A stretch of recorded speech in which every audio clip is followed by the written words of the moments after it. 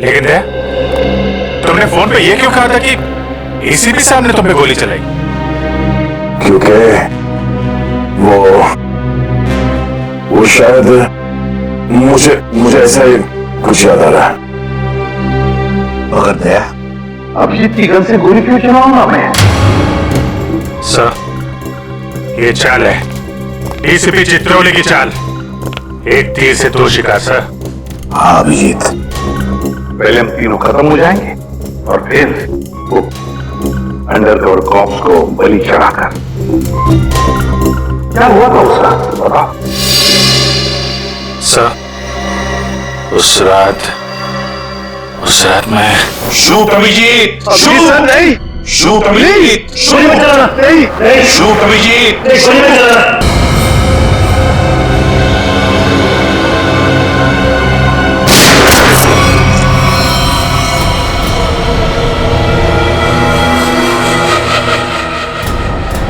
साहब,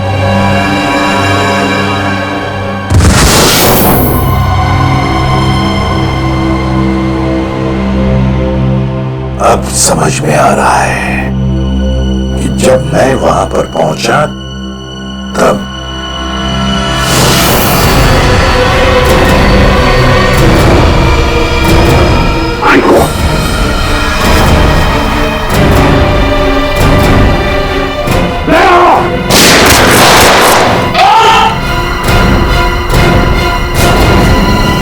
CID officer को गोली मार दी।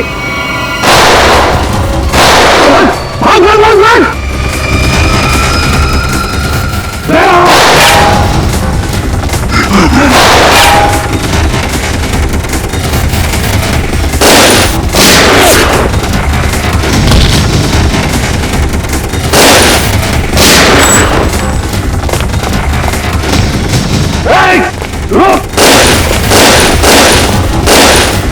सर, आप ही की आवाज शूट दया शूट मेरे कान में गूंज रही थी सर। वो कैसे? जरूर टीप की थी मेरी आवाज दया, टीप की थी आवाज। मगर सर, आपने ये बात छुपाई क्यों कि आप वहां पे थे? और आपने सारुंका साहब को बताया क्यों नहीं कि मैंने दया को गोली नहीं मारी सर? क्योंकि अभिजीत, मुझे पता लगाना था कि है कौन वो गद्दार जिसने ये सारा खेल रचा है। वो था डीसीपी चित्रोले।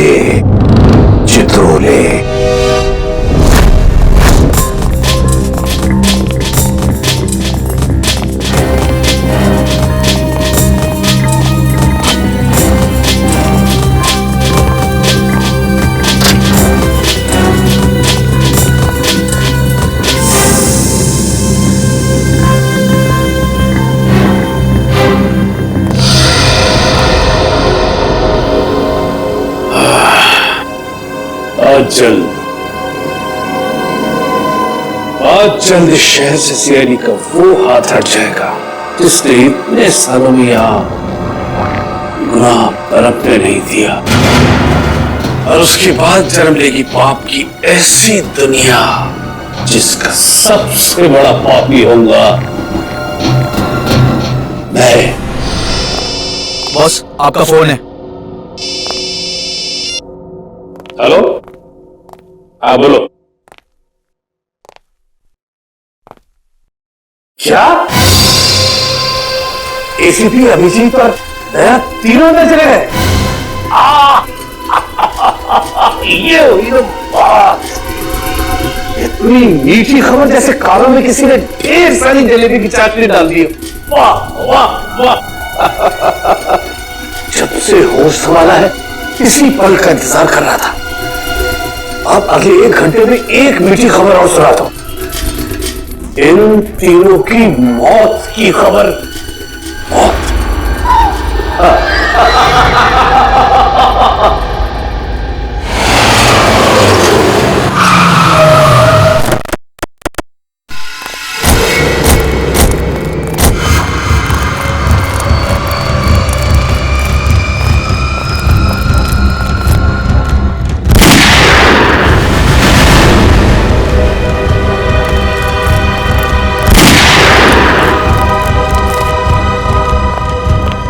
गोली चलने की आवाज।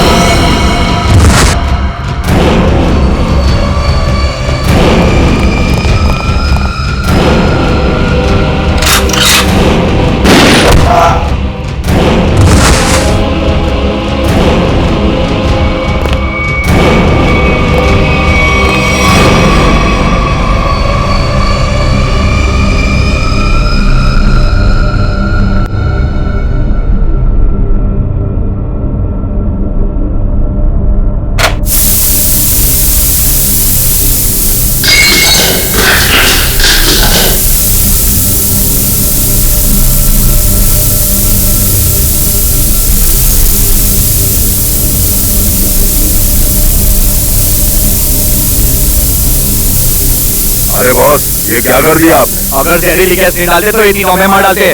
चल तू ताला खोल।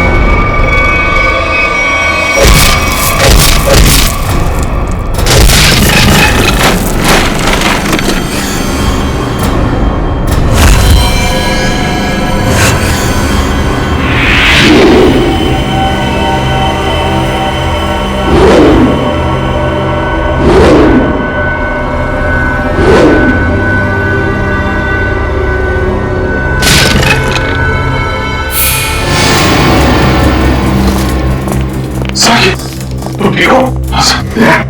Okay sir. आप ठीक है सर? मैं भी ठीक हूँ। तो एक बात समझ में नहीं आ रही कि मास्क भेजे किसने हमारे लिए?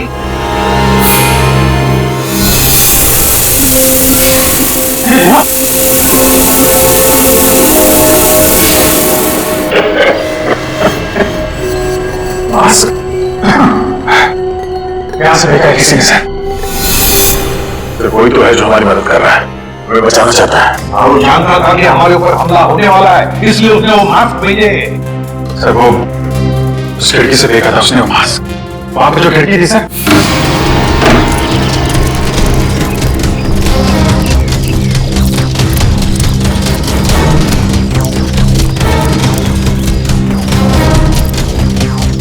ये सर, यहां से फेंका गया था मास्क। अभिजीत, इस तरफ चेक करो अच्छी तरह से, मैं यहां जाता हूं।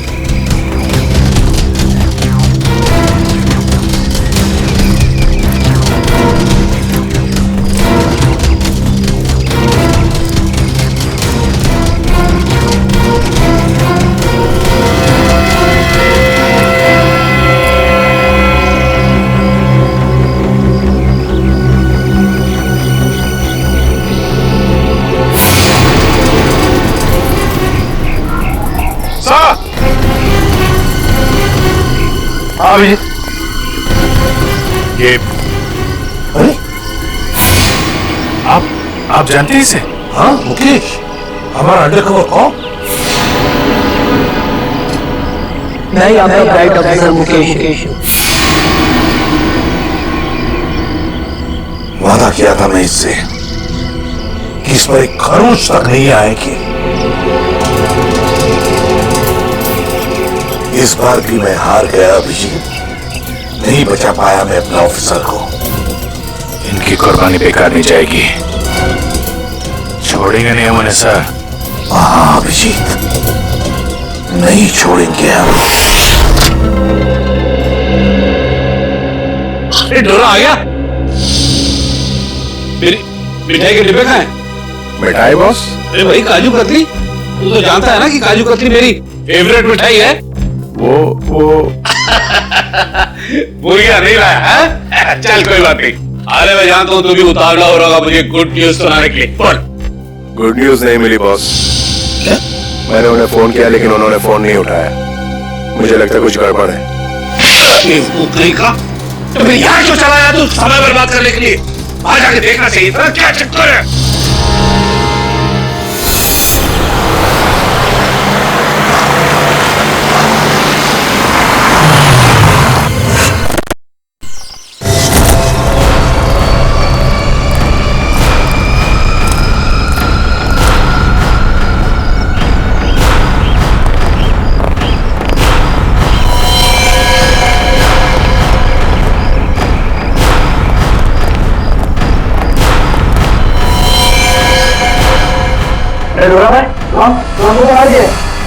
बहुत खतरनाक है तीनों लोग।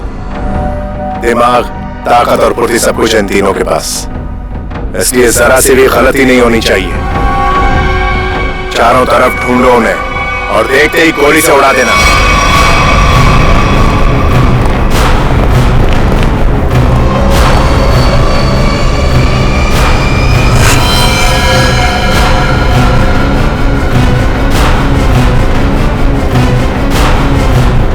इसको भी मार दिया।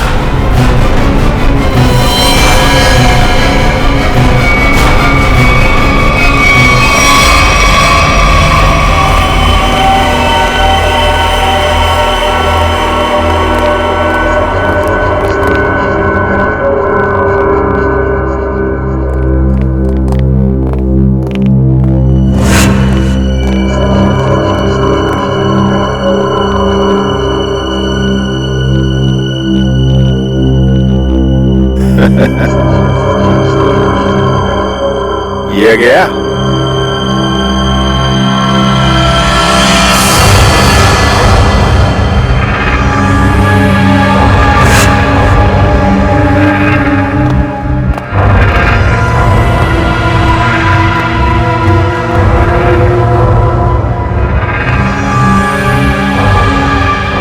बॉस, ये भी मर गया।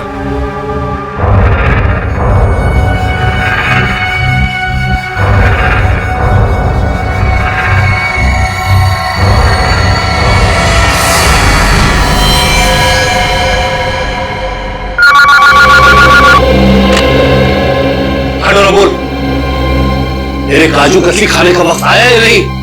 हाँ बॉस, आ गया। क्या?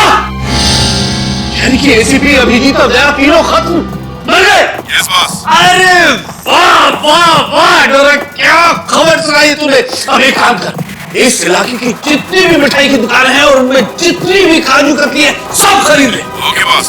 आज पूरे शहर में मिठाइयां बांटूंगा, समझा? ठीक है बॉस। क्या खबर सुनाई, तीनों खत्म। आप जश्न मनाऊंगा मैं।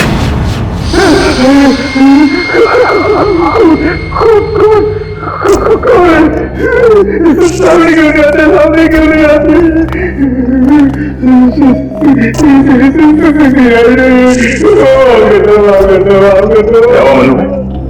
कुछ देर पहले तो बब्बर शेर भाई हुए थे, अभी अचानक हीरे की एक्टिंग क्यों कर रहे थे?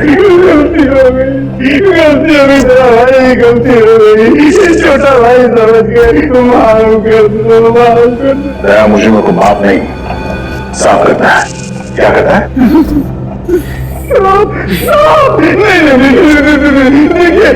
समझाइए इनको, वैसे ही मेरी बहुत धुलाई हो चुकी है।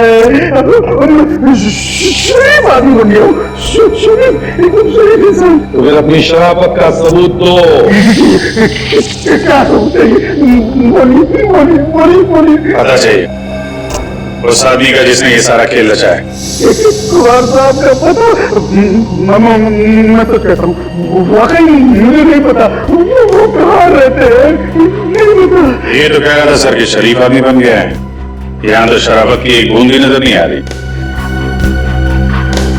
इंजेक्शन लगाओ इसे। ये इंजेक्शन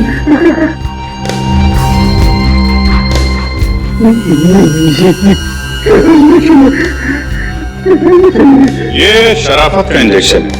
बुराई की दुनिया छोड़ के जो आदमी शरीफ आदमी बनना चाहता है उसको ये इंजेक्शन लेना पड़ता है। अच्छा, क्या होता है इससे?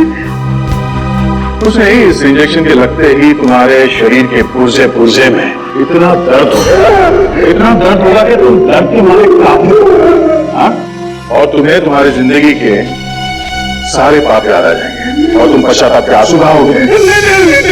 हर 15 मिनट के बाद तुम्हारे हाथ पैर ऐसे जलेंगे जैसे तुम जलते हुए चूल्हे पे बैठ गए। क्या जरूरत है? मेरी आंखों से पश्चाताप की गंगा जमुना बह रही है। इसकी क्या जरूरत है? क्या करें अभिजीत? इंजेक्शन कैंसिल करें? नहीं सर, मैं तो कहता हूँ दे ही देते हैं। क्योंकि तुम्हें अभी तक याद नहीं आ रहा है कि तुम्हारे बॉस का एड्रेस क्या है, इसलिए क्योंकि पश्चाताप यहाँ से दिल से होना चाहिए। दिल से महसूस हो गया, बहुत हो गया, महसूस हो गया, दिल से महसूस हो गया। बताओ कहाँ मिलेंगे तुम्हारे कुमार साहब? कुमार साहब का पैसा को खत्म करने के बाद अपने परिवार जश्न मनाएंगे। कुमार साहब सीआईडी को खत्म करने के बाद पनवेल वाले फार्म हाउस पर जश्न मनाएंगे, हैं? तो चलो हम भी वही फार्म हाउस पर पहुंच जाएंगे कुमार साहब की खुशियां दुगनी करने के लिए।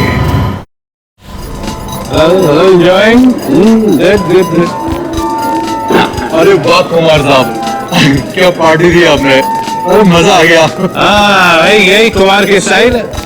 जिंदगी का मजा लेते हैं दिल खोल कर, और किसी से दुश्मनी भी निकालते हैं तो भी दिल खोल कर। इसीलिए तो हम खुशकिस्मत हैं जो हमारा नाम भी कुमार साहब की दोस्तों की लिस्ट में शामिल है। आइए आइए आइए। अरे भाई, आपके इंतजार में तो कब से आंखें बिछाए बैठे हैं। भाई सच, अगर आप नहीं होते ना सीआईडी को मिट्टी में मिलाने का ख्वाब हमारा कभी पूरा नहीं होता। Come on, enjoy the party. Hey, drink लाओ सबके लिए।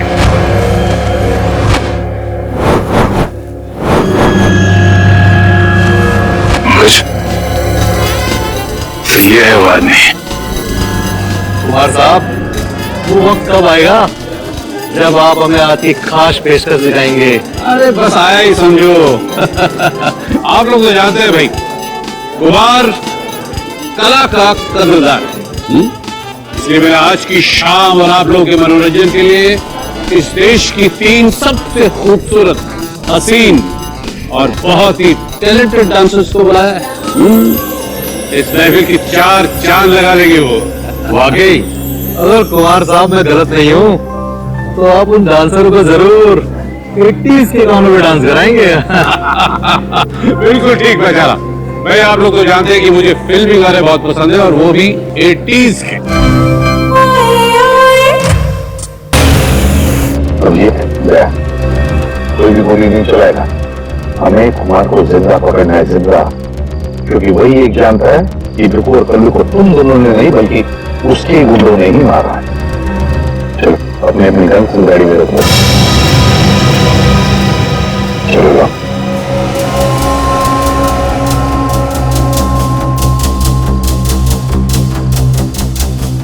सर, हम लोग गोली नहीं चलाएंगे, गन तो रख सकते हैं हमारे पास। मैंने कहा ना, गन लाओ।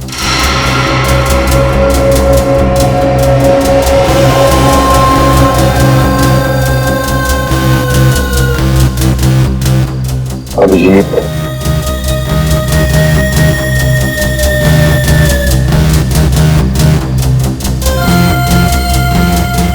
और तुम्हारी भी।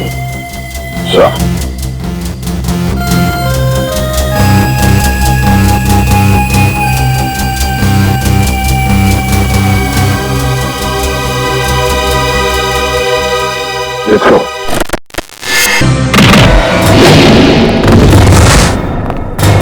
सीआईडी का गाना तो इन लोगों ने सुन लिया दुष्यंत। अब थोड़ा एक्शन दिखाते हैं।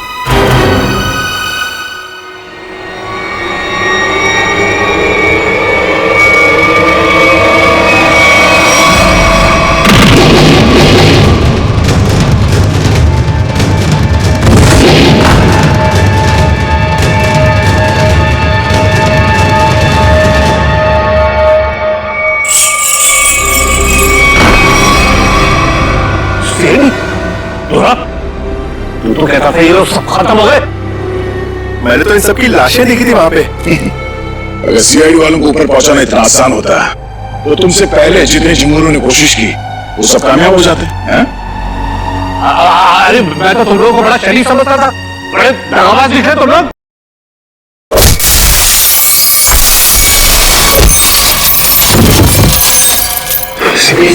ठीक कहा तुमने कुमार जी, बिल्कुल ठीक कहा है ना?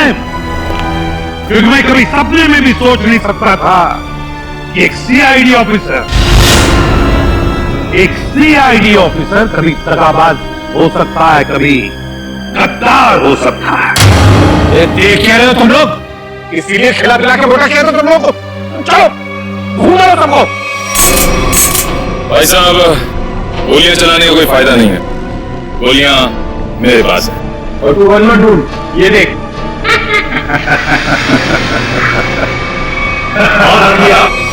कोई आगे नहीं बढ़ेगा, कोई चालाकी नहीं, वरना इस बार एसीपी सर सच में शहीद हो जाएंगे।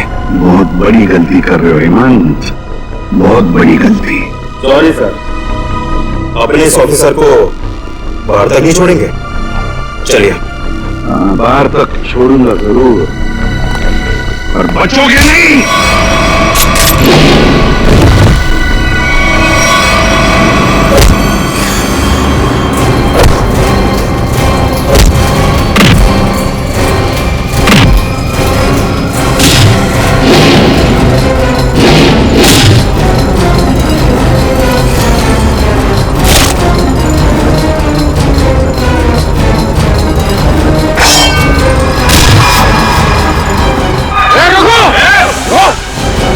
तुम्हारा इंतजार तो सरकारी गाड़ी कर रही है। चलो।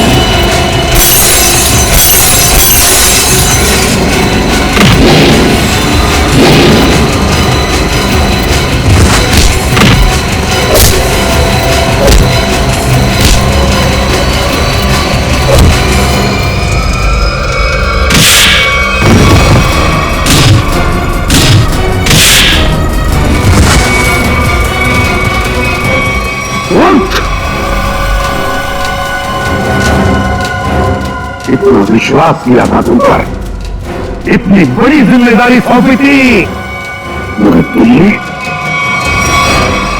क्या करता सर मैं? ये लोग मुझे मार डालते। मर जाते, मर जाते, कलंक भरी जिंदगी से बच तो जाते, छीनना दिए तुम बस।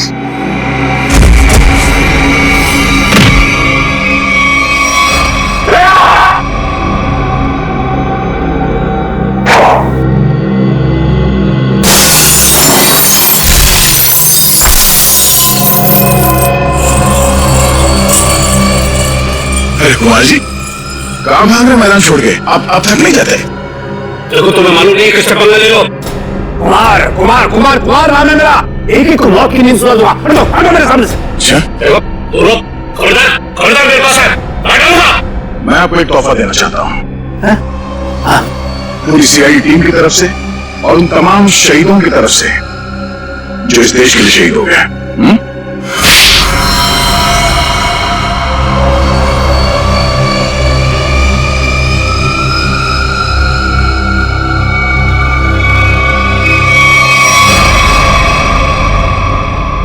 कुमार जी, बहुत घुमा लिया तुमने हमें, हैं? रंगूर की तुम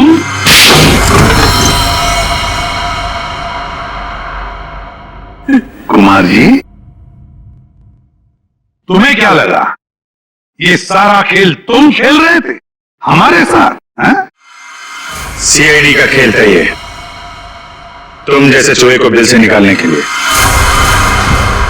अब ये सुनकर तो तुम्हें बहुत मजा आएगा कुमार।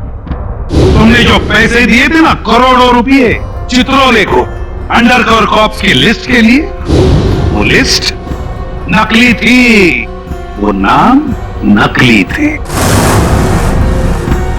अब जेल की सलाखों के पीछे सड़ते रहना, नए प्लान्स बनाते रहना, तब तक फांसी का ऑर्डर तो आ ही जाएगा। ले जाओ इसे। मेरी बात मैं बताता हूँ। सर आगे हमने कुमार और उसके पूरे गैंग को पकड़ ही लिया। हाँ भैया, लेकिन हम उन ऑफिसर्स को भूल नहीं सकते ना, जिन्होंने हमारे इस मिशन के लिए अपनी जान कुर्बान की। Hats off to them. Sir आज इतने दिनों बाद सब लोग ब्यूरो में हैं, इकट्ठे, बिना किसी टेंशन के। तो सर पार्टी तो बनती है। अरे हाँ, अरे पार्टी तो बनती है, लेकिन क्या आज ही करनी है पार्टी? हाँ सर, आज ही पार्टी करते हैं। अच्छा, तो आज ही करते हैं पार्टी, लेकिन पार्टी देने वाला कौन है? ये दुष्यंत है ना सर? ये नया, ये देगा पार्टी, क्यों?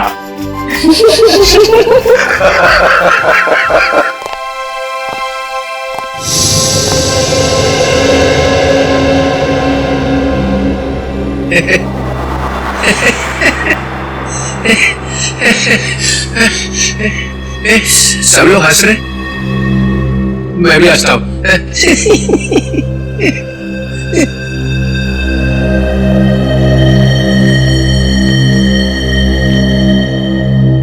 क्या हुआ, सारे फूल मर जाए? हाँ सर, आपके रहते हुए यहाँ किसी के चेहरे पे हंसी आ कैसे सकती है? किसी को रुलाना है तो ही नहीं बुलाओ।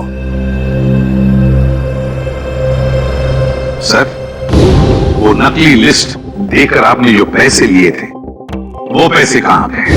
ओ, अब समझा तुम लोग नाराज क्यों हो रहे हो? तुम लोगों ने समझा कि चित्रोले ने पैसे हाँ है? वो पैसे मैंने ट्रेजरी में जमा करा दिए, पुलिस वेलफेयर फंड में काम आएंगे। क्या भरोसा सर? है? क्या बोला? मैंने सुन लिया, समझे? जाओ, नहीं आना तुम्हारा पार्टी में। अरे नहीं सर, प्लीज रुकिए ना आप सर।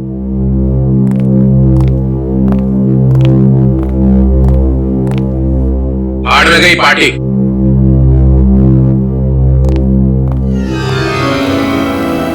बुलाया किसने था?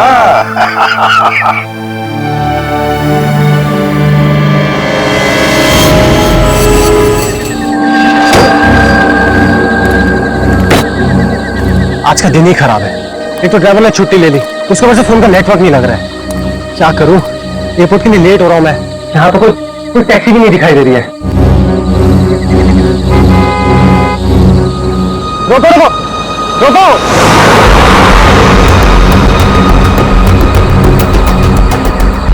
रोको रोको!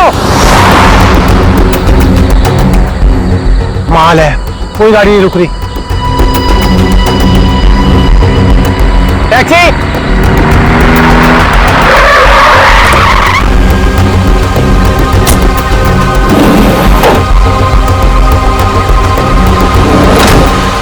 तो ऐसे के ऊपर चलोगे?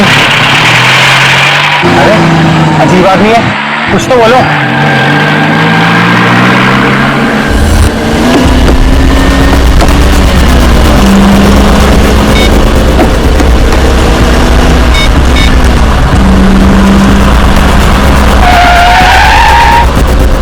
ओ भाई साहब, थोड़ा गाड़ी आराम से चलाओ।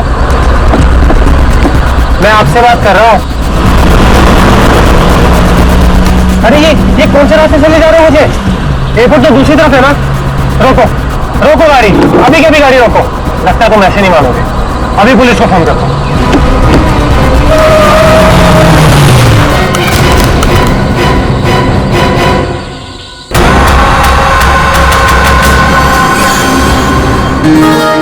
अभी तक यकीन नहीं हो पा रहा है सर। जिस एसीपी प्रद्युमन को हम सब अपना आदर्श मानते हैं, उनके साथ सीआईडी में एक दिन काम करने का मौका मिलेगा।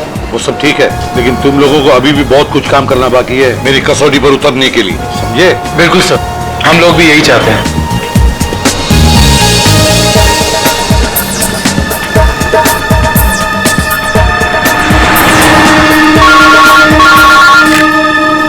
हेलो, एसीपी प्रद्युमन यहाँ। लाश कहाँ पर? ठीक है। क्या हुआ सर? एक लाश मिली है मधुरी बीच पर। बच्चा कहाँ गया? आदमी भी उसके पीछे था। जहां पर उस तरह के पत्थर हो। हाँ साहब, है ना। यहाँ से 5 किलोमीटर की दूरी पर ऐसी एक पहाड़ी है। 5 किलोमीटर की दूरी पर? ठीक है, थैंक यू। 5 किलोमीटर की दूरी पर पहाड़ी है।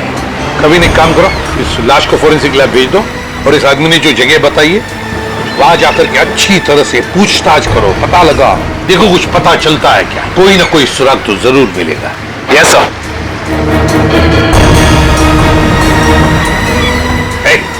तुम? मैं साहब? हाँ तुम, इधर आओ। आज दोपहर को तुम ही थे ना सिप एंड डाइन होटल के बाहर? नहीं तो साहब। नहीं क्या? एक स्कूल जाने वाले बच्चे के पीछे लगे थे तुम? अच्छा, वो तो मेरा भतीजा चिंटू है सर। वो स्कूल नहीं जाना चाह रहा था ना, इसके लिए मैं उसके पीछे दौड़ रहा था। वो स्कूल नहीं जाना चाहता था, इसलिए तुम उसके पीछे दौड़े थे? जी सर। कहाँ रहते हो तुम? सर यहीं सामने एक चौल है, वहीं रहता हूँ सर। चिंटू होगा वहां पर? जी सर। चलो दिखाओ। आइए सर। सर यही हमारा चौल है। आइए सर, आइए इधर। सर यही है चिंटू।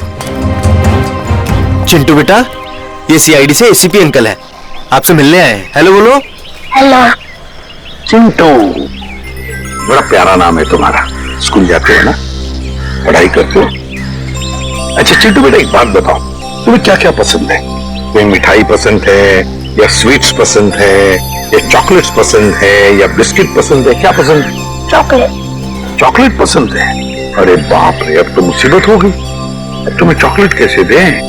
चलो कोई बात नहीं, कुछ जादू करके देखो। आओ मंत्र जादू मंत्र छू मंत्र छू मंत्र छू। आ गया ना चॉकलेट? ये लो चॉकलेट चिंटू के लिए।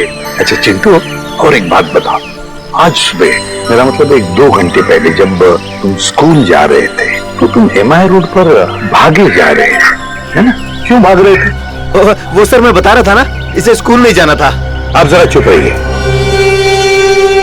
ये मुझे चिंटू बताएगा, है ना चिंटू? क्यों, तुम स्कूल जाना अच्छा नहीं लगता? ऐसी तो कोई बात नहीं है। नहीं ना, अगर कोई भी परेशानी हो तो मुझे बता देना। लेकिन एक बात कहूं, स्कूल जाना चाहिए, बहुत पढ़ना चाहिए, बड़ा होना चाहिए और बड़े बनकर अच्छे इंसान भी बनना चाहिए, है ना? और चिंटू, तुम्हें जब भी कभी भी तुम्हारे इस एसीपी अंकल की जरूरत पड़े ना, तो मुझे मेरे इस कार्ड पर फोन करना, मैं तुरंत आ जाऊंगा। मैं चलो, गुड बॉय, बाय बेटा, बाय।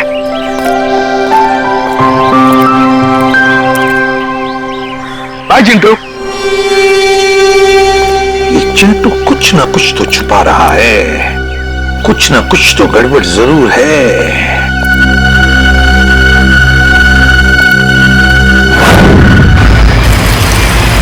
श्रेया, गाड़ी रोको, एक सेकंड रुको।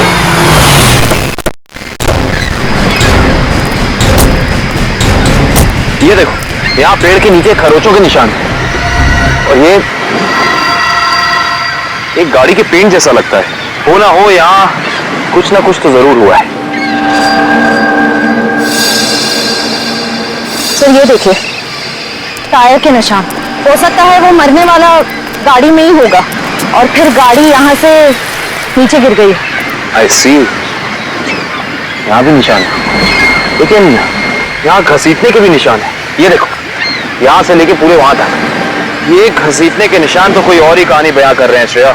मतलब खूनी ने पहले लाश को यहाँ से घसीट कर नीचे फेंका और उसके बाद उसकी गाड़ी को यहाँ से, मतलब वो खून को दुर्घटना का रूप देना चाहता था। खूनी इस खून को दुर्घटना दिखाना चाहता था, तो उसे लाश का सिर काटने की जरूरत क्या थी? ये जवाब तो हमें सिर्फ उस गाड़ी से ही मिल सकता है। करण, गोताखोरों का इंतजाम करो। कुछ भी हो जाए, हमें ये गाड़ी इस समुंदर से बाहर निकालनी ही होगी। देखो कोई और सुराग मिलता है कि नहीं।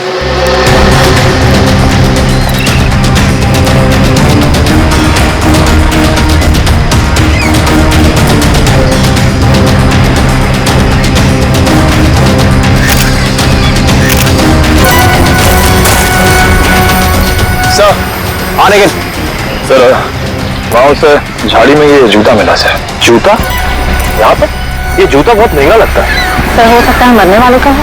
सही कह रही हो श्रेया।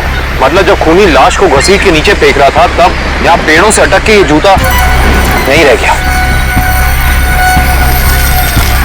सर, खूनी ने पूरी की पूरी लाश यहाँ नीचे फेंक दी, उसके बाद एक पूरी की पूरी गाड़ी को भी यहाँ से धकेल दिया। वैसा तो हो नहीं सकता कि किसी ने देखा या सुना ना हो। सही कह रहे हो, पर यहाँ सुना हो, वो देखो चाय वाला, हो सकता है उसने कुछ सुना या देखा हो। चेक करते हैं।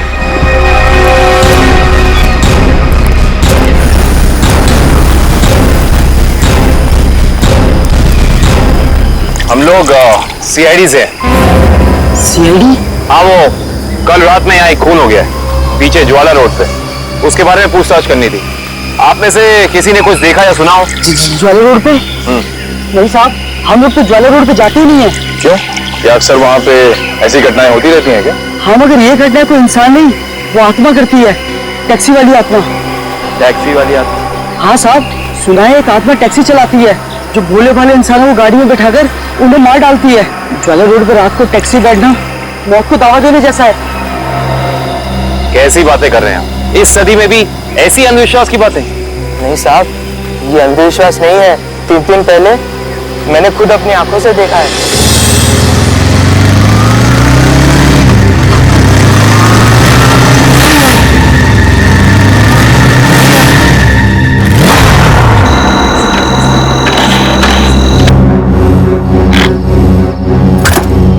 अभी तो पेट्रोल भरवाया था, ये क्या हो गया?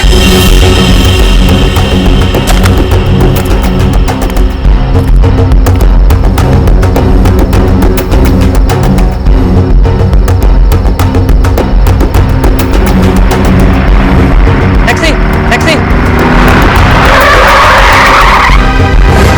ये क्या? बिना ड्राइवर की टैक्सी? ये कैसे हो सकता है?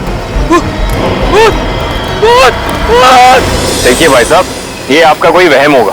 वहम नहीं है साहब, वो वही आत्मा वाली टैक्सी थी। वो तो अच्छा हो गया मैं उसमें बैठा नहीं, वरना आज आप लोग मेरे खूनी की तलाश कर रहे होते। खूनी आत्मा है या फिर कोई इंसान, ये तो उस लाश के जख्मों से ही पता चलेगा। तो मतलब आप लोगों को पता ही नहीं लगता कि किसकी लाश है? कोशिश कर रहे हैं सालों के साथ। जिस लाश का सर ही नहीं है, उसकी पहचान पता करने में थोड़ा बहुत वक्त तो लगता ही है ना सर। ऑफ कोर्स, बिल्कुल। Anyway, आप लोगों को कुछ पता लगा हो या नहीं लगा हो, लेकिन सालुखे ने अपना काम कर दिया। अच्छा, क्या पता लगाया सर आपने? ये देखो, ये फोटोग्राफ्स देख रहे हैं आप लोग? ये उन घावों के फोटोग्राफ्स हैं जो इस आदमी के शरीर पर मिले थे, और ये सारे घाव इस आदमी के मरने के बाद इसके शरीर पर आए। इसका मतलब इस इंसान की मौत इन जख्मों से नहीं हुई है? नहीं केविन, इस आदमी की मौत तभी हो गई थी जब इसकी गर्दन इसके धड़ से अलग की गई थी। और खूनी ने जब इसे पहाड़ के ऊपर से नीचे समंदर में फेंका तब ये निशान आए होंगे। बिल्कुल तय। शायद किसी तलवार या बड़े चाकू का इस्तेमाल किया है खूनी ने इस जुर्म को अंजाम देने के लिए। बेशक अगर किसी तलवार या किसी चाकू का इस्तेमाल किया होता तो मुझे इसकी गर्दन के नीचे यहाँ पर तलवार या चाकू का निशान मिलता। सालूं के साहब, अगर चाकू से नहीं काटा तो फिर इसकी गर्दन अलग कैसे की? भाई कोई बहुत ही ताकतवर इंसान है ये खूनी। उस खूनी ने एक ही झटके में इस बेचारी की गर्दन इसके धड़ से उखाड़ कर अलग कर दी। अरे बाप रे, मुझे तो लगता है ये काम उसी टैक्सी वाली आत्मा का होगा। अरे यार, इसका मतलब मुजरिम ने खून करने का ये तरीका इसलिए चुना ताकि ये आदमी भी मर जाए और हम इसकी पहचान भी ना कर सके। गलतफहमी है खूनी को, चाहे खूनी खुद को कितना ही होशियार क्यों ना समझ रहा हो। सीआईडी किसी न किसी तरीके से रास्ता निकाल ही लेती है। बिल्कुल दया, और हमें एक रास्ता मिल भी गया है जो हमें इस आदमी की पहचान भी बताएगा और उस खूनी तक भी पहुंचाएगा। कैसा रास्ता साहब? एक मिनट, ये जूता जो आपको क्राइम सीन पे मिला है और ये इसी आदमी का जूता है, और इस जूते के नीचे हमें क्या मिला है वैभव? इस जूते के नीचे हमें स्याही मिली है जिसका इस्तेमाल प्रिंटिंग प्रेस में किया जाता है, जैसे मैगजीन या न्यूज़पेपर की। प्रिंटिंग प्रेस की स्याही? क्राइम सीन के पास एक प्रिंटिंग प्रेस है तो सही, शायद वहां से हमें कुछ पता चल जाए। Let's go. दया, हाँ सर, एक मिनट तुमसे बात करनी है। आप लोग जाओ। क्या हुआ सर, कुछ कहना बाकी रह गया क्या? हाँ दया, ये कार्ड तुम अभिजीत को दे देना। क्या है सर, मैं खोल के देखूं? हाँ देख लो।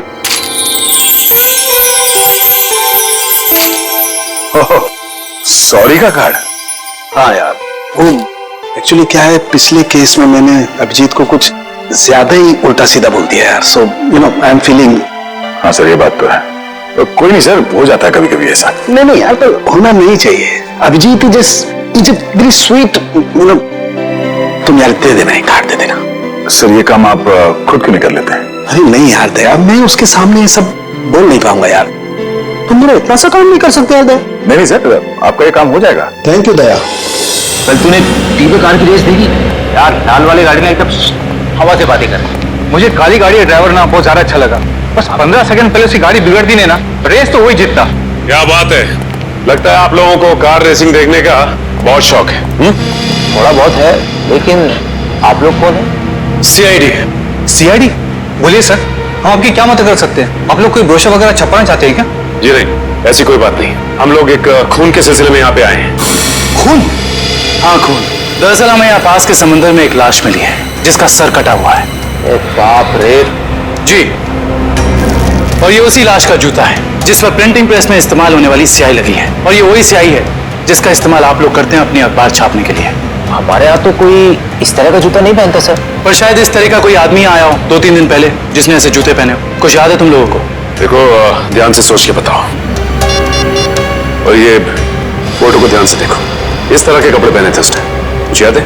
शुक्रवार के दिन कुछ लोग आए थे जिन्होंने इस तरह के कपड़े पहने हुए थे। अच्छा, कौन लोग थे ये? वीबिस कॉर्पोरेट्स करके एक कंपनी है जो हमारी इस प्रिंटिंग प्रेस को खरीदना चाहती है, इसी सिलसिले में। ओह, वीबिस कॉर्पोरेट।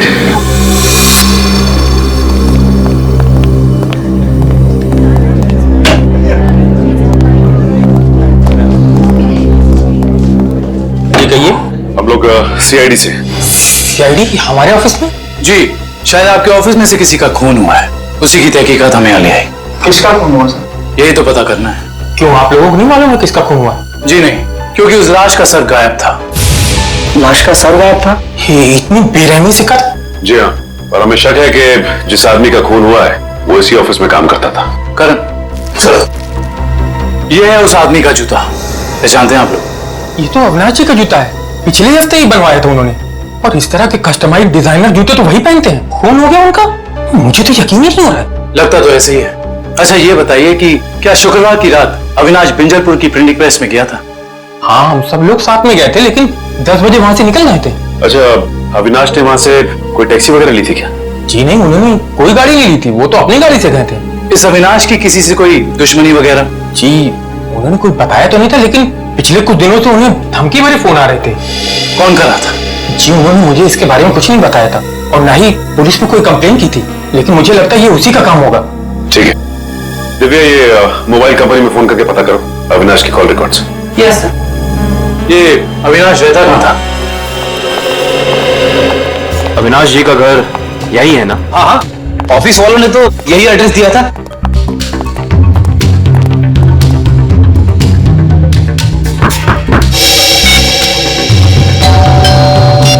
घर में कोई नहीं है क्या?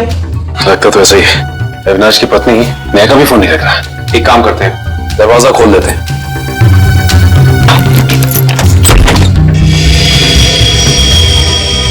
वाकई घर में कोई नहीं है?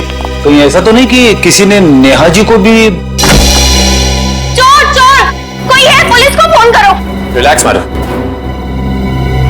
हम लोग सीआईडी से। सीआईडी से है तो क्या हुआ? आपको कोई हक नहीं है इस तरह से किसी के घर में घुसने का। माफ कीजिए, आप नेहा जी है ना, अविनाश की पत्नी? हाँ। देखिए हम लोगों ने काफी कोशिश की आपको फोन करने की, लेकिन आपका फोन लग ही नहीं रहा था। बहुत बार फोन करने की कोशिश की। जी हाँ, और बाहर इतनी घंटी बजाने के बावजूद जब आपने घर का दरवाजा नहीं खोला तो हमें मजबूरन आपके घर में दाखिल होना पड़ा। हाँ, वो मेरे फोन की बैटरी खत्म हो गई थी और मैं अभी अभी तीर्थ यात्रा से वापस आई हूँ। आखिर बात क्या है? अच्छा ये बताइए कि अविनाश से आपकी आखिरी बार कब बात हुई थी? हो गए 2-3 दिन। वहाँ पे फोन का नेटवर्क नहीं आ रहा था, इसीलिए बात नहीं हो पाई। आप लोगों को अविनाश से मिलना है ना, तो शाम को आइए ना, वो इस वक्त ऑफिस में होंगे। नेहा जी, एक बुरी खबर है, आपके पति अविनाश जी अब इस दुनिया में नहीं रहे। क्या? अविनाश, ये सब क्या हो गया? नेहा जी प्लीज संभालिए अपने आप को, प्लीज संभालिए।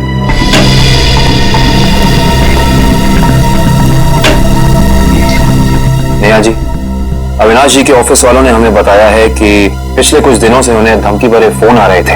आपको कुछ पता है इसके बारे में? नहीं, अविनाश ने मुझे इस बारे में कभी कुछ नहीं बताया।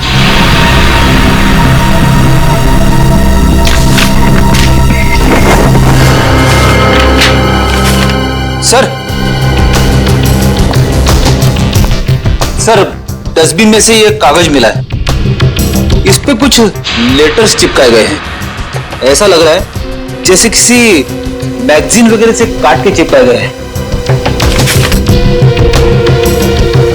नेहा जी, ये शब्द क्या अविनाश जी ने काट के चिपकाए? नहीं, अविनाश तो मैगजीन कभी पढ़ते ही नहीं थे। तो हो सकता है कि धमकी देने वाले ने ये चिट्ठी लिखी हो। हाँ सचिन, और अपनी लिखावट छिपाने के लिए उसने शब्द चिपकाकर ये चिट्ठी कंप्लीट की है। और लिखा क्या है? अगर मेरी बात नहीं मानी तो अपनी जान से हाथ धो बैठोगे। एक मिनट, बड़ी सफाई से चिपका है। एक मिनट, ये क्या? जेएलटी मैगजीन, मतलब ये जेएलटी मैगजीन से काटा गया है। जेएलटी मैगजीन, ये नाम मैंने कहीं देखा है, पर मुझे याद नहीं आ रहा कहाँ। याद करो कविन, कहाँ पे देखा है? कहीं अविनाश जी के ऑफिस में तो नहीं, वहां नहीं, कहीं। हाँ याद आया, ये मैगजीन मैंने वीरेन के पास देखी थी, उसकी प्रिंटिंग प्रेस में। लेकिन वीरेन की अविनाश जी से क्या दुश्मनी हो सकती है?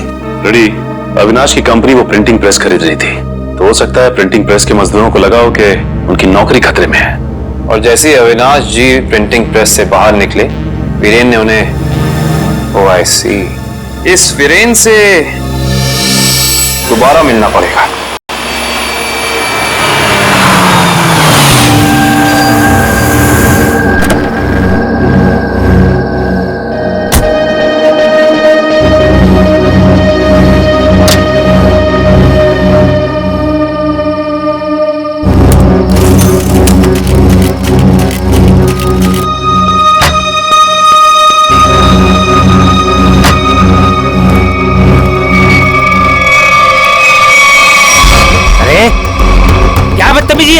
चेहरे पे लाइट क्यों मार रहा है?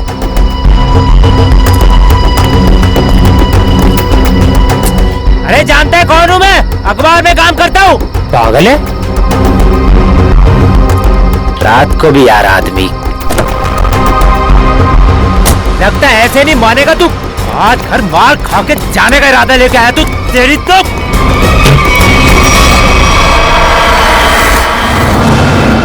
कहाँ भाग गया?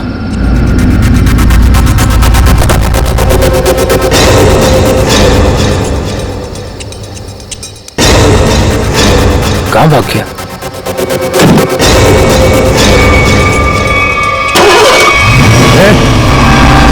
टैक्सी में तो कोई नहीं है, लेकिन अपना स्टार्ट कैसे हो गई?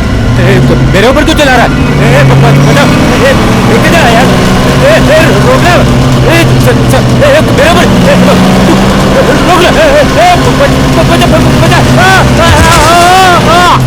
एक काम करो करण, दिव्या सर जरा फुटेज निकालो, तब तक हम लोग गाड़ी चेक कर लेते हैं।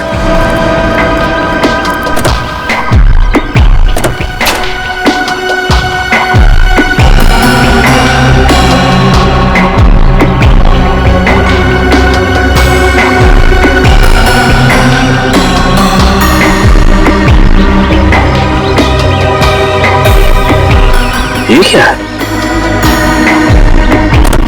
ये देखो, ये वीरेन किसी जीवन साइकेट्रिक फैसिलिटी में गया था। हो सकता है वीरेन वहां किसी साइकेट्रिस्ट से काउंसलिंग वगैरह करवा रहा हो। हो सकता है। Sir CCTV footage. देखते हैं सीडी में क्या है। एक काम करो, गाड़ी में से लैपटॉप ले आओ।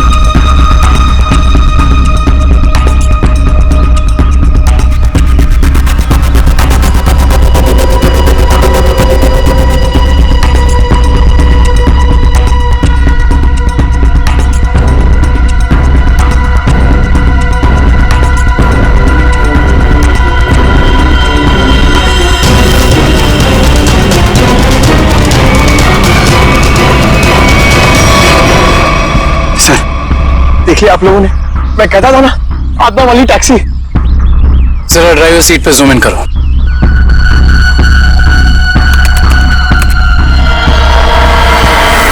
ओह माय गॉड, ये नहीं हो सकता। ड्राइविंग सीट पे तो कोई है ही नहीं। सर अब तो आप लोगों को सबूत मिल गया है कि आत्माएं होती है। पंकज, ना तो आत्माएं होती हैं और ना ही कोई दूसरी दुनिया। ये कुछ और ही है, कुछ और ही।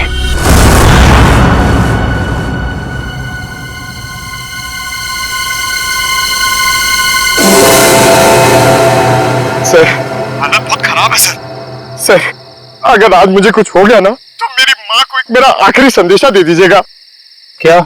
सर उनसे कहिएगा कि जो वो इतने प्यार से मोतीचूर के लड्डू बनाती है ना, वो ना बनाए, क्योंकि उन्हें प्यार से खाने वाला उनका लाल शहीद हो चुका है सर। अरे तो इसमें आंटी जी के लड्डुओं पर रोक लगाने की क्या जरूरत है? हम लोग है ना, खा लेंगे तुम्हारा नाम लेकर। क्या मतलब सर, आप जानते हैं कि मेरी आखिरी रात है। अरे पंकज, ऐसा कुछ नहीं होने वाला। सिर्फ एक बार ये केस सॉल्व हो जाए तो हम सब आएंगे तुम्हारे साथ, तुम्हारे घर, और तुम्हारी मम्मी के हाथ से बने लड्डू हम सब मिलकर खाएंगे। ठीक है ना? ठीक है सर।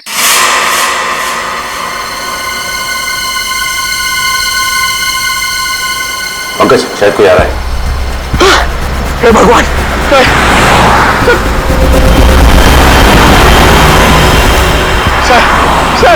टैक्सी नहीं थी सर। लगता है आज वो टैक्सी छुट्टी पर है। आएगी पंकज, आएगी। सब्र कर, सब्र का फल मीठा होता है। फल इतना भी नहीं मीठा होना चाहिए कि जान ले सर। पंकज, लगता है टैक्सी आ गई। टैक्सी, रुक जा।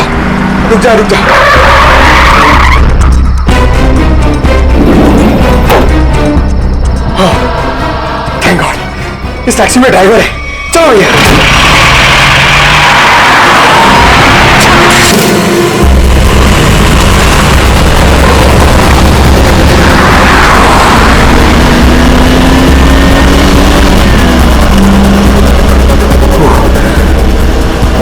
ये क्या है?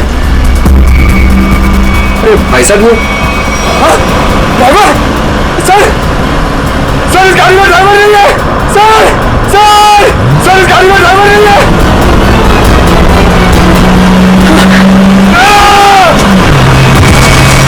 अरे ये पंकज टैक्सी से घुस गया। ओह माय गॉड इसे चोट न लगी।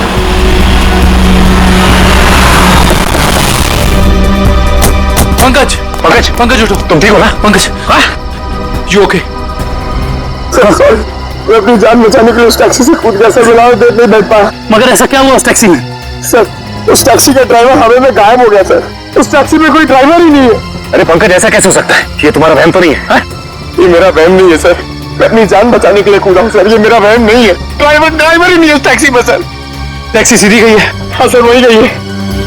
टैक्सी सीधी गई है तो फिर कोई टेंशन नहीं, हमारे साथ ही उस तरफ है। अब तक तो टैक्सी वाला पकड़ा भी गया होगा। It's okay.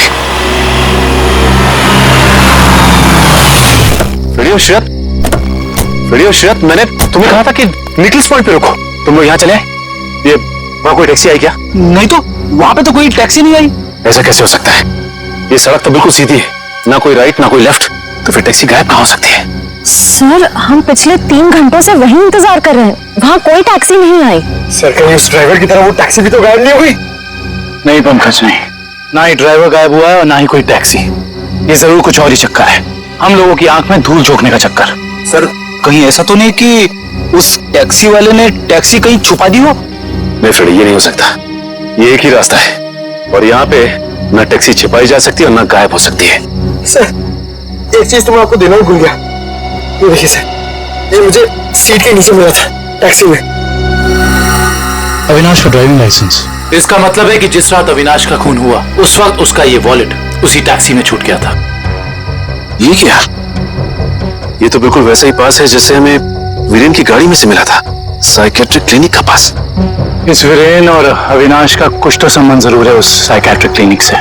मगर सर वो टैक्सी? श्रेया टैक्सी ऐसे अचानक गायब नहीं हो सकती। एक काम करते हैं, इस रास्ते का चप्पा चप्पा छान मारते हैं, टैक्सी जरूर मिलेगी। चलो देखते हैं कच्चा रास्ता कहाँ जाता है। शायद इसी कच्चे रास्ते पर आकर वो टैक्सी गायब हो गई। हाँ दुष्यंत, तो वैसे भी रास्ता काफी सुनसान है। अरे ये क्या? ये तो डेड एंड है।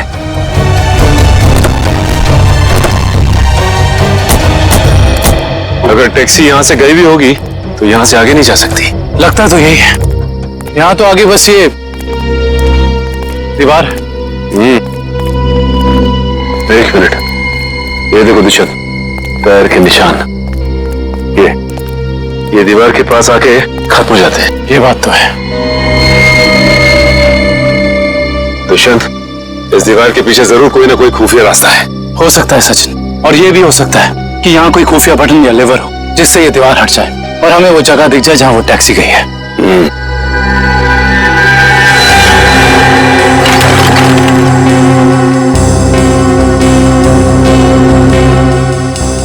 या तो कोई भी ऐसी जगह नहीं है जहाँ पे लिवर या फिर कोई बटन लगा हो। तो फिर तोड़ देते हैं दीवार को।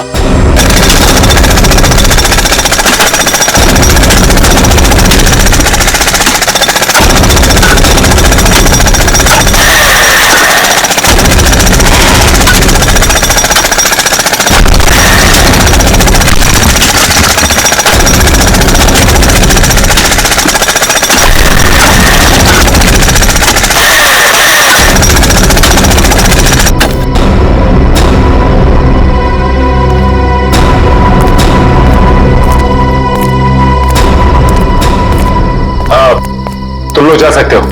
Thank you.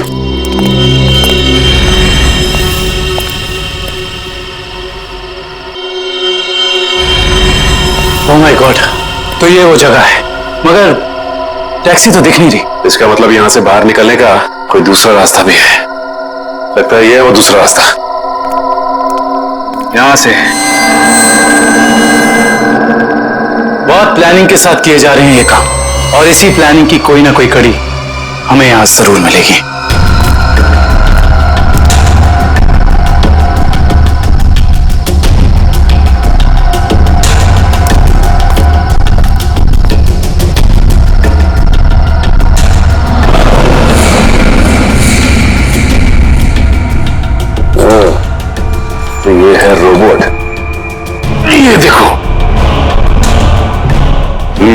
ये देखा दुष्यंत, ये है वो रोबोट।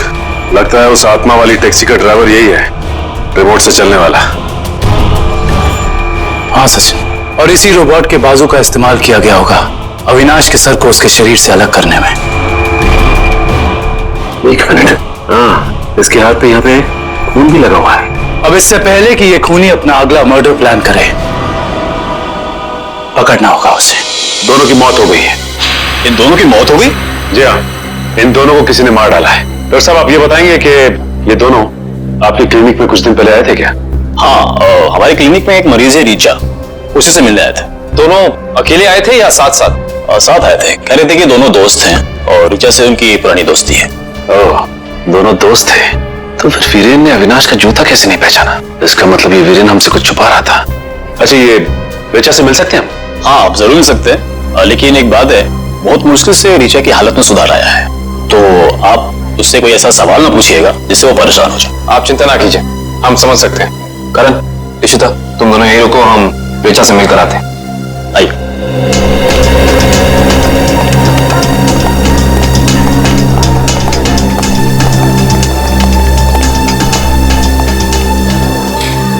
रीचा, रीचा देखो तुमसे कौन मिलने आया है।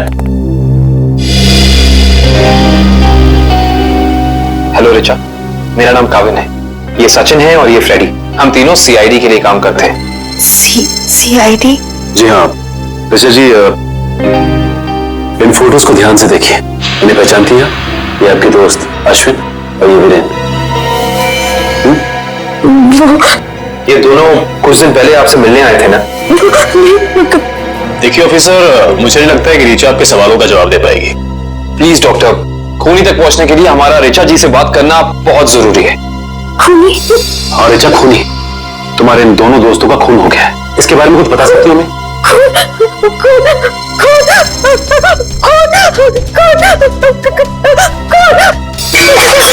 ये क्या बकवास है?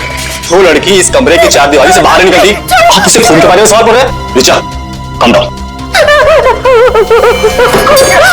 नर्स, B712 जस्ट जल्दी लाओ, जल्दी लाओ। Richa, come down.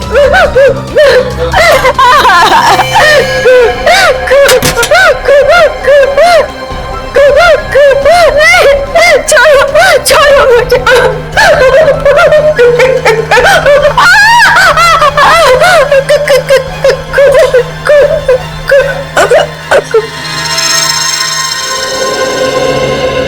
माफ कीजिएगा डॉक्टर साहब, हमारा ऐसा कोई इरादा नहीं था। Really sorry. देखिए ऐसी बात नहीं है, इस तरह के मरीज बच्चों की तरह होते हैं, इन्हें हर शब्द टोल मोल के बताना पड़ता है। डॉक्टर साहब, ये बात हम समझ सकते हैं, लेकिन एक बात तो तय है कि इन तीनों के अतीत की कोई ऐसी कड़ी है जो एक दूसरे से जुड़ी हुई है। इस केस से जुड़ी एक बहुत खास बात सामने आई है। कैसी बात? यही कि अविनाश, नेहा और ऋचा एक ही कॉलेज में पढ़ते थे और वीरेन भी पास वाले कॉलेज में ही पढ़ता था। ओह, मतलब ये सब पुराने दोस्त हैं। हाँ सर, और उस दौरान डाली नाम का एक सीरियल किलर कॉलेज के बच्चों का खून कर रहा था, और एक दिन इन चारों ने मिलकर पुलिस की मदद की और इस डाली को जेल भिजवा दिया। ओह, तो शायद हो सकता है ये सारे खून डाली कर रहा। यस सर, 2 महीने हो गए उसे जेल तोड़कर भागे हुए, और अभी तक वो पुलिस के हाथ नहीं लगा है। ये अविनाश और वीरेन तो मारे गए हैं, तो अगला शिकार या तो रीचा है या फिर नेहा। श्रेया, इस रीचा के क्लिनिक में फोन करो, उसे चौकन्ना रहने के लिए कहो, जल्दी। दुष्यंत, नेहा को फोन लगाओ, जल्दी।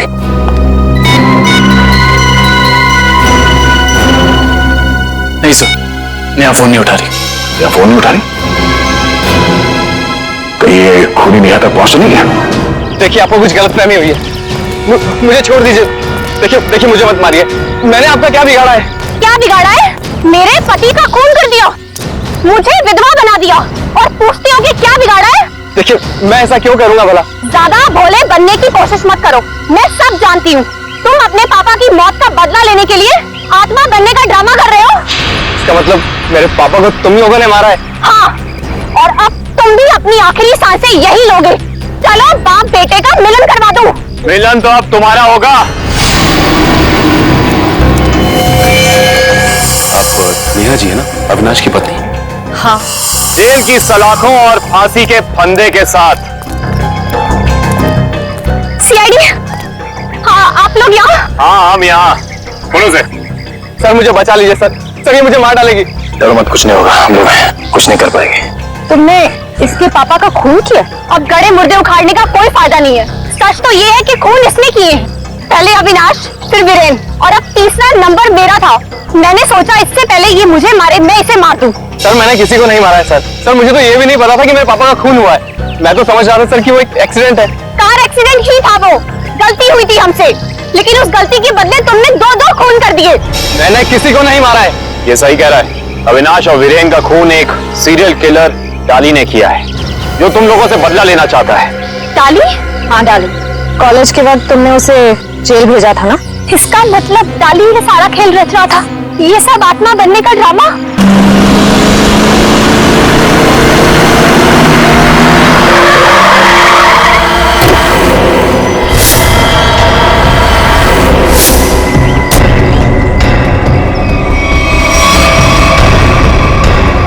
पापा आप, ये कैसे हो सकता है? वो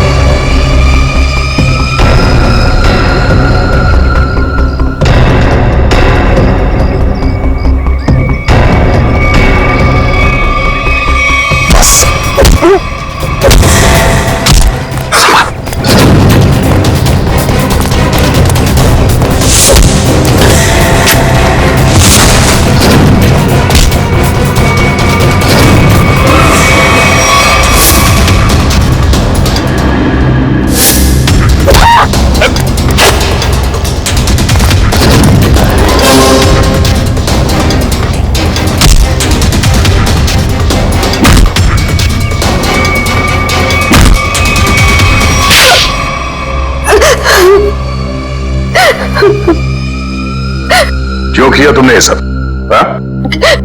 सर 4 साल पहले हमारी ग्रेजुएशन पार्टी की रात अविनाश ने बहुत शराब पी रखी थी। मेरे लाख मना करने के बाद भी वो नहीं माना, लेकिन फिर भी उसने जिद की कि वो ड्राइवर सीट पर बैठेगा और वो बैठ गया। उसके बाद जो हुआ, उस हादसे ने मेरी जिंदगी को झंझोड़ कर रख दिया।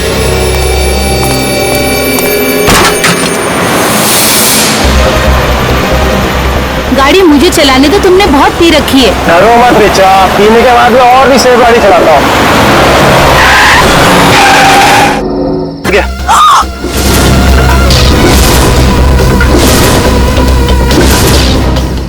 अविनाश, तुमने इसकी जान ले ली। कहा था ना तुम्हें, मुझे गाड़ी चलाने दो। रिचा प्लीज, मैंने इसे जानबूझ के नहीं मारा है। प्लीज अपनी गलती पर पर्दा डालने की कोशिश मत करो। हमें पुलिस को बुलाना होगा। तुम्हारा दिमाग खराब हो गया? अगर पुलिस आई तो हम सबके सब अंदर जाएंगे। सब क्यों जाएंगे? सिर्फ अविनाश जाएगा। क्या तुम अपने दोस्त को जेल भिजवाओगी? दोस्ती अपनी जगह और कानून अपनी जगह। कोई पुलिस नहीं बुलाएगा। तुम्हारी बेवकूफी की वजह से हम सबकी जिंदगी खराब हो सकती है। अगर हम पुलिस को नहीं भी बुलाएंगे तभी पुलिस को पता चल जाएगा। किसी को कुछ पता नहीं चलेगा। अब एक काम करते हैं, इसकी लाश को टैक्सी में डालते हैं, वो टैक्सी को खाई में धक्का दे देते हैं। ये राज हमेशा हमेशा के लिए यहीं दफन हो जाएगा। क्या? एक टैक्सी वाले का खून कर दिया तुम लोगों ने? हाँ सर, मेरे लाख समझाने के बाद भी उन तीनों ने अपने आप को कानून के हवाले नहीं किया। उन्हें डर था कि उनका सुनहरा भविष्य शुरू होने से पहले ही खत्म हो जाएगा। और तुम इस हादसे से उभर नहीं पाई, तुम्हें साइकेट्रिस्ट फैसिलिटी ज्वाइन करनी पड़ी। हाँ, क्योंकि मेरा दिल उन तीनों की तरह पत्थर का नहीं। आज भी उस टैक्सी ड्राइवर की मौत का बोझ मेरे जमीर को कचोटता रहता है। अगर इतनी तकलीफ हो रही थी तुम्हें, तो तुम सीआईडी के पास क्यों नहीं आई मदद के लिए? मैं आना चाहती थी, मगर जब मैं नेहा के पास गई तो इन तीनों ने मुझे धमकी दी कि अगर मैं आप लोगों के पास आई तो वो लोग मुझे भी मार डालेंगे। अच्छा, तब भी तुमने सीआईडी के पास आना ठीक नहीं समझा? मेरे डैड एक वर्ल्ड क्लास रिसर्चर थे।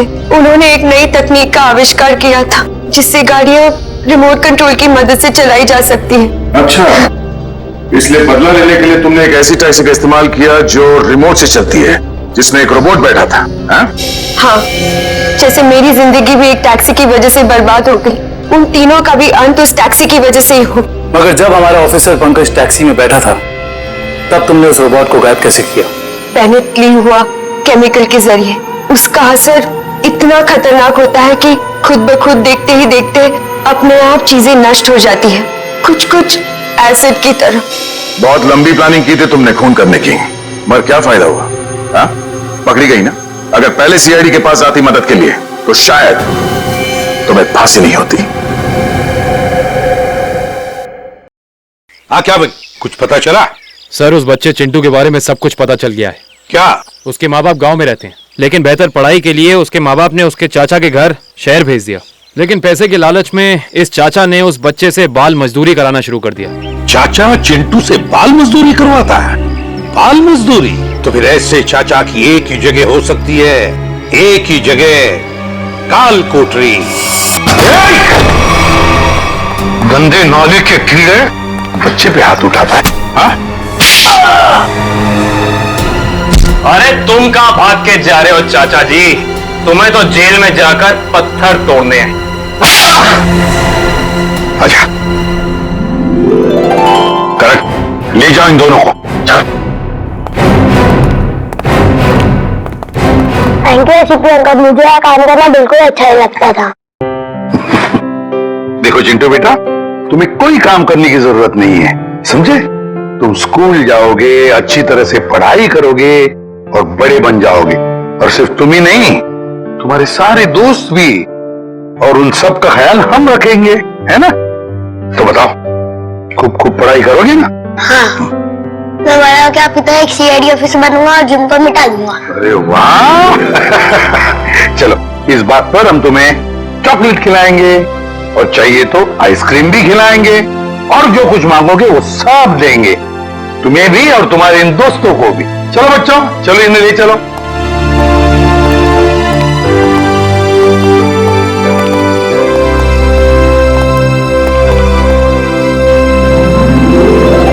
इस तरह के और भी एपिसोड देखने के लिए हमारे चैनल को सब्सक्राइब करें और बेल आइकन दबाना ना भूलें।